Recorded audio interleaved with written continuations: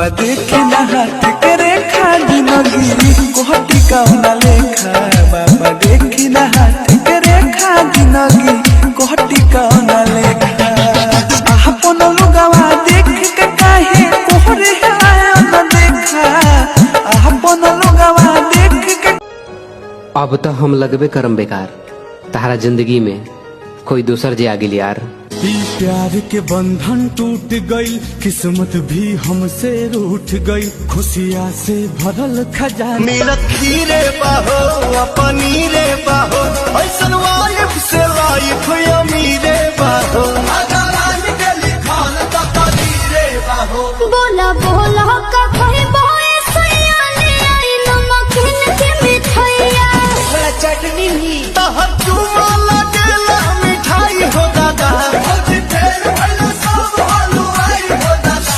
अरे आई हो दादा। अभी बाना लखना से कहे बड़े। अरे हमरा चोली में मछली घुस गई बा। मछली घुस गई बा। तोर चोली है कि न हो रहा। रुक रुक कटिया फंसाई के पड़ी। अब चोली में कटिया कैसे फंसी? तब फिर निकली गई से हाथी से। हाथी से निकाल दो ना। ए बजरंगी प्लीज। देख ले तोरा के भेड़ियन में हाहाकार खातिर शेर के एगो दहाड़ ही काफी होला। दोबारा उलझे के कोशिश मत करिए वरना कसम महादेव के तोरा शरीर के 206 हड्डी आपस में कबड्डी खेलत नजर आई। ए सुन, ये देख रहा है तू? मेरी यूं चुटकी बजाते तेरी सारी मजनूगिरी उतार देंगे। मजनूगिरी के साथ साथ गुंडागिरी में भी अव्वल हूँ। क्यों इन सब का जान लेना?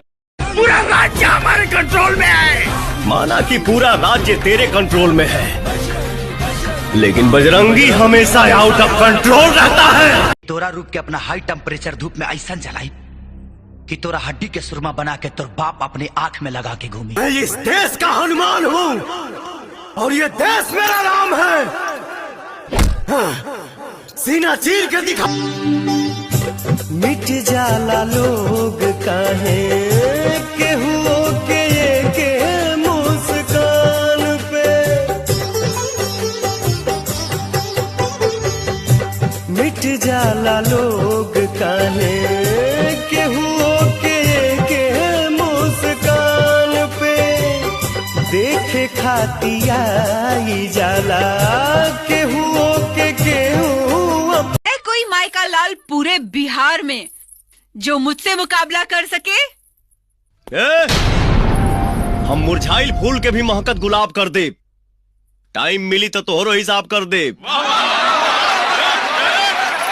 ए बम्बई वाली छमिया, तू कोनो सवाल तक करा, यकीन रखा हम तोहके लाजवाब कर दे। इस बात का मुझे गर्व है कि मैं हिंदुस्तान में पैदा हुआ हूँ और इस बात का मुझे घमंड है कि हिंदुस्तान मेरा देश है। ना भैया अब इस तरह की हिम्मत नहीं, इस तरह की हिम्मत नहीं करती। अब इश्क करने का हिम्मत नहीं है। अच्छा, क्योंकि जौन भइल तौन भइल। जितना घाव मिलल, जितना प्यार मिलल, जितना सपोर्ट मिलल, जितना चोट मिलल, तो मिला सो मिला, वो मिल चुका। हाँ, मेरे खून में ही नहीं है, मेरे नेचर में नहीं है, मेरे संस्कार में नहीं है कि मैं अपना काम करने के लिए या अपना फायदा कराने के लिए मैं। सनम तेरी नफरत में इतना दम नहीं कि मेरी चाहत को मिटा दे। ये मोहब्बत है कोई खेल नहीं जो कल रो कर पाया था आज हंस। शेर जब पिंजरा में बंद होला तब कुत्ता भी अपने आप के शेर समझेला। हथियार के सहारा मौका लेला। रक्षाबंधन आ रहा है मेरी बहन, मुझसे वही मांगना जो मैं तुझे दे सकूं, क्योंकि तेरा भाई अभी गरीब है।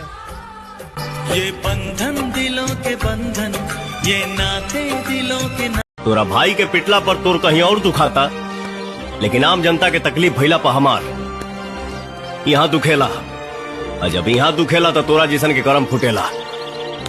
का प्रॉब्लम वहाँ? जब देश में प्राइवेट स्कूल हो सकेला, प्राइवेट बैंक हो सकेला, प्राइवेट हॉस्पिटल हो सकेला, तब पुलिस स्टेशन काहे ना?